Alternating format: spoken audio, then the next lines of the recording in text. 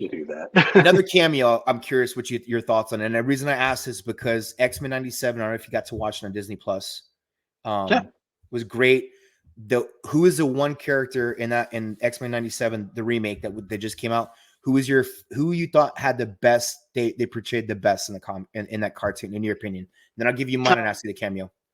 Even before '97, the 4 or 5 years before that, it was always Rogue. Loved Rogue.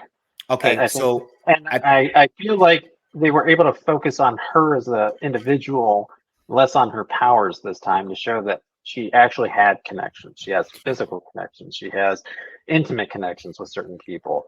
Watching Gambit give his life, basically, and seeing that raw, like, anger come out of her, to see her actually take her powers to the next level. I felt like Rogue's character arc was wonderful. Okay. For her. I think she was number 2. For mine was Cyclops. They really show him take over as the leader of the group, being who in the comics he was. That's the other cameo I'm curious, do we see in this movie? The guy who plays him, Scott, I think Scott, whatever his name is, he's done Sonic movies now and stuff, but yeah. I would love to see that, because the X-Men '97 was awesome with him.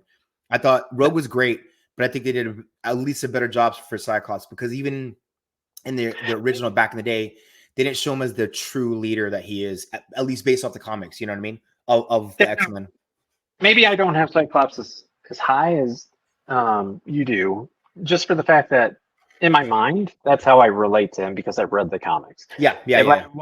When I watched the cartoon, I was young. I didn't really make those connections. Yeah. And leading up to '97 coming out, I watched a couple of the episodes just to kind of refresh myself. So I was like skipping. Mm-hmm. And it didn't really dwell on me that they focused so much on him being what he was during the series, which was just a whiny guy that wasn't getting his way all the time. Yep. But yeah, I love the fact that in '97, they showed immediately out the bat that what he projects is concussive. So he was able to use that to go down after he jumped out. Yep. And I was like, finally, thank you. Again, I think the guy that did the series, I thought he did him great. Like, again, amazing. And I would love to see that on a real screen. If they show a little bit of, and of course, in his costume, in the blue with the yellow glasses, like, I think that'd be like, fans would go fucking nuts. I'm like, oh my God, With the full hood or no? The full hood. The full hood. Gotta have the full hood. Yeah. That's that's iconic. It's like another thing with the Marvel movies I don't like. Your superheroes always have their mask off.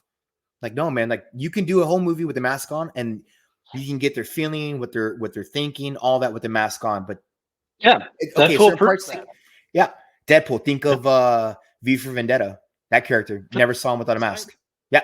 I say Spider-Man, you don't need to. They did it just because they wanted you to understand Peter Parker's route, but Spider-Man is Spider-Man. I mean, the Watchmen, you don't